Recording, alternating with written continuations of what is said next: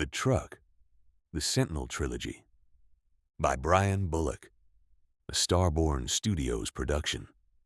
The radio crackled with static before Calvin Rourke could respond to dispatch. "Rourke, you copy? Got a report of an abandoned vehicle up on Service Road 12. Forest access area, mile marker 8. Calvin shifted in his seat and reached for the mic. 23 years with Montana Fish, Wildlife and Parks, and abandoned vehicles still made up half his calls. Hunters who'd had too much to drink. Hikers who'd underestimated the terrain. Kids from Chateau looking for somewhere private to be stupid. Copy that. Dispatch. En route. ETA 40 minutes. The October sun hung low over the mountains, painting the peaks in shades of copper and rust. Beautiful country. Dangerous country if you didn't respect it. Calvin had pulled enough bodies out of these woods to know that the Rockies didn't care how pretty they looked while they killed you. He turned onto Service Road 12 and began the slow climb through the pines. The truck appeared around a bend, a late-model Chevy Colorado, gray, pulled half off the road where the gravel gave way to wild grass. Driver's door closed, no one visible inside or nearby. Calvin pulled his cruiser in behind it and sat for a moment scanning. Force of habit. 20 years in the Army before this job, and you never walked into any situation without reading it first. The forest was quiet. Too quiet now that he thought about it. No birds, no wind through the branches, just silence pressing down like weight. He stepped out, hand resting near his sidearm, another old habit, and approached the truck. The plates were clean. Montana registration, which was something. He ran them through dispatch while he circled the vehicle. Dispatch, plates come back to a Bron Matthews. Got an address? Running it now, Cal. Rural address, Teton County. No warrants, no flags. Calvin tried the driver's door. Unlocked. Keys still in the ignition. A half-empty water bottle in the cup holder. A protein bar, its wrapper on the passenger seat. The kind of mess that said someone had been living out of this truck for a few days. Not camping with friends, not passing through. A local, going somewhere or running from somewhere, not sure which. No blood. No signs of struggle. No indication that anything had gone wrong, except for the fact that the owner had walked away from his vehicle in the middle of nowhere and never come back. Calvin keyed his radio. Dispatch, Rourke. Abandoned vehicle confirmed. No signs of the registered owner. I'm gonna do a sweep of the surrounding area. Copy, Cal. You want backup? He looked at the tree line. The silence seemed to deepen. Negative. Just a walkabout. I'll check in every 15. The trail wasn't hard to follow. Footprints in the soft earth, hiking boots, size 11 or 12, led away from the truck toward a gap in the pines. Calvin tracked them methodically, the way his father had taught him to track deer when he was 8 years old. The prints moved with purpose. Not wandering, not confused.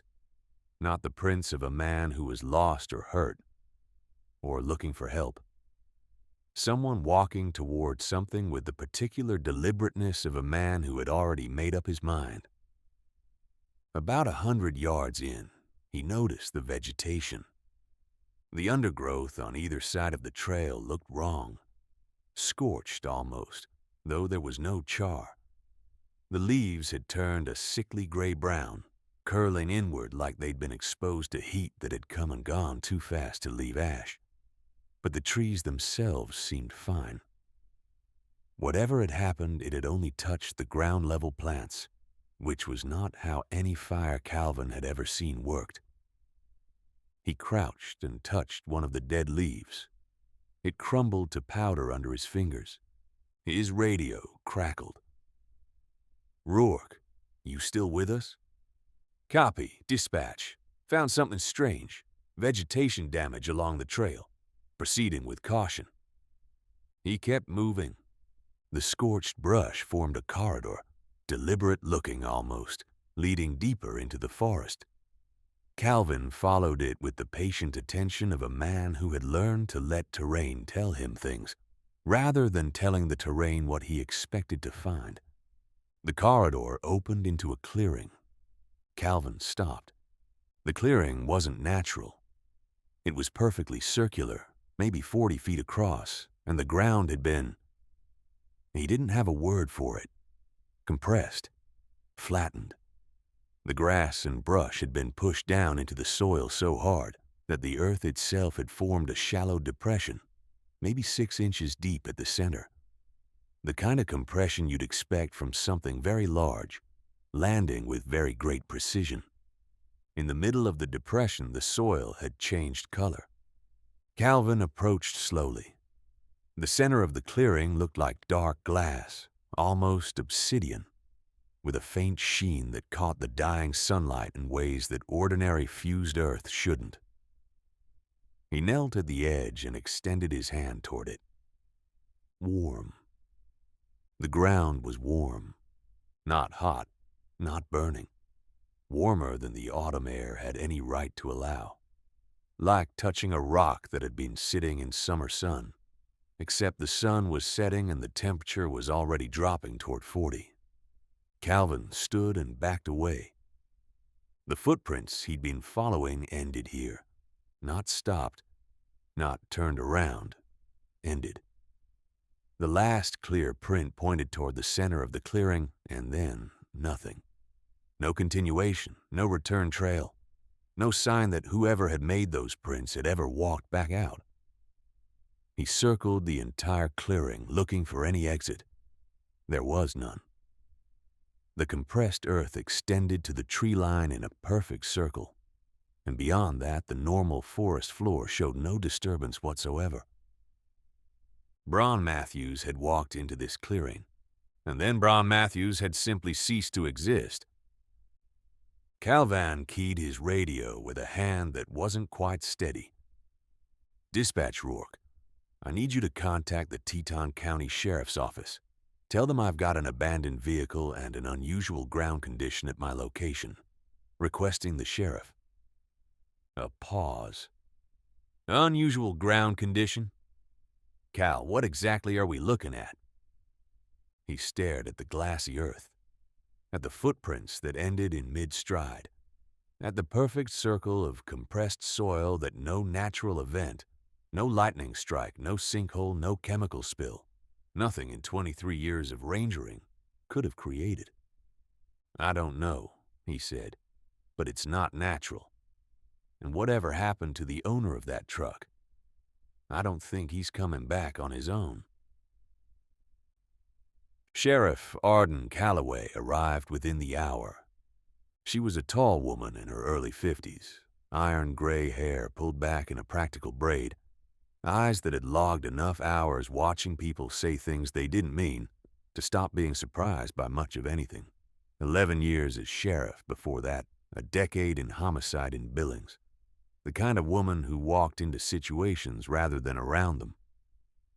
She stood at the edge of the clearing and didn't say anything for a long time. "You touch it?" she finally asked. "The edge. It's warm." "Warm?" She crouched and extended her own hand, holding it an inch above the surface. Her jaw tightened. "That's not residual. It's generating, like something's still running underneath." "That's what I figured." Calloway stood and swept her flashlight around the perimeter. "Footprints end here. No exit trail. Vehicle abandoned with keys inside." She looked at Calvin. "You got a theory, Rourke?" He did. He'd had it since he first saw the compressed earth and the dead vegetation forming that unnaturally straight corridor through the pines. But saying it out loud would make him sound like a man who'd spent too much time alone in the woods. "Something came down," he said carefully. "Something landed here. And whatever it was, it took him with it when it left." Calloway held his gaze for a long moment. "Yeah," she said quietly. That's what I was afraid you were going to say. They documented everything. Calloway photographed the clearing from every angle, the glassy center, the compressed earth, the ring of scorched vegetation, the footprints that ended where the glass began. She bagged samples and measured dimensions and recorded ambient temperatures, and filled her field notebook with the methodical thoroughness of someone who had learned that the things you failed to write down were the things that disappeared. You know this is going to get taken away from us, she said without looking up from the notebook. I figured. These kinds of cases, they don't stay local. Someone's going to see the words unknown phenomena in my report, and within 24 hours we'll have people in black SUVs telling us to forget what we saw. Calvin looked at the glassy earth one more time. Can you forget something like this? Calloway didn't answer. The federal agents arrived at dawn. 4 of them, identical dark suits, faces that gave nothing away, credentials from an agency Calvin had never heard of, and a document neither he nor Calloway was permitted to read. National Security Directive. The lead agent's voice had the flat, practiced quality of someone who had delivered this speech before and intended to continue delivering it without variation. This site is now under federal jurisdiction. All reports, photographs, and physical evidence will be transferred to our custody. You will not discuss what you've seen with anyone outside this conversation. Calloway's jaw tightened. I have a missing person. Family's going to want answers. The family will be contacted through appropriate channels. Your involvement in this matter is concluded, Sheriff. The agent turned to Calvin with the same absence of expression. Yours as well, Ranger. We appreciate your cooperation. It wasn't a request. They sealed the site within hours. Calvin watched from a distance as more vehicles arrived, trucks carrying equipment he didn't recognize, personnel in hazmat suits, portable shelters going up around the clearing with the practiced speed of a team that had done this before, not improvising, executing a protocol. By noon, the area was cordoned off. By evening, the road itself was closed. Calvin drove home in silence. He didn't talk to his wife about what he'd seen, sat on his porch with a beer he didn't drink, and watched the mountains until the stars came out, thinking about a man named Bron Matthews, local plates, local address, someone who knew these mountains, who had walked into a clearing in his own backyard with the specific deliberateness of a man who had already made up his mind about something. Calvin had spent his whole life in these mountains. He'd thought he knew everything they could throw at him. He'd been wrong. 3 days later, he heard through the grapevine that Calloway had been ordered to close her missing persons file. The case was being transferred to federal jurisdiction. No further local investigation. He ran into her at the gas station a week after that. You sleeping okay? She asked. No. You? No. They stood in silence for a moment, pumping gas, looking anywhere but at each other. I keep thinking about those footprints, Calvin finally said. The way they just stopped. Like he stepped into something. Or something stepped down to meet him. Calloway finished filling her tank and replaced the nozzle slowly. Rourke, she said quietly. Those agents weren't surprised. Not by the crater, not by the glass, not by any of it. They had documents ready and equipment staged and people on standby. They knew exactly what they were looking for before they got there. She looked at him. This has happened before. Somewhere. Maybe more than once. Calvin felt a chill that had nothing to do with the October wind. Then why cover it up? Because people who cover things up are always afraid of the same thing. Calloway climbed into her cruiser. That someone will find out. Find out what?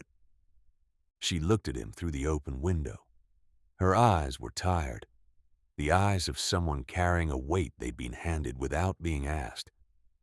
That we're not alone, she said, and that whatever's out there, it's already been here. She drove away.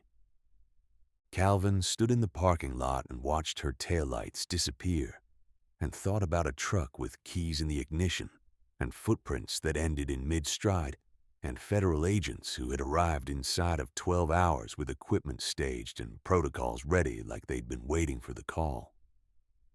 He'd never stop thinking about it. Never stop looking up at the sky. Somewhere in the mountains, the crater cooled slowly toward ambient temperature. Somewhere in a federal database, a file was sealed at a classification level most senators would never see. And somewhere impossibly far above the Montana sky, a man named Bron Matthews opened his eyes in a place no human had ever been, and had no idea that two strangers in a small town would spend the rest of their lives wondering about him. End. The Truck is a short story set in the world of the Sentinel of Crater Daedalus, Book 1 of the Sentinel trilogy.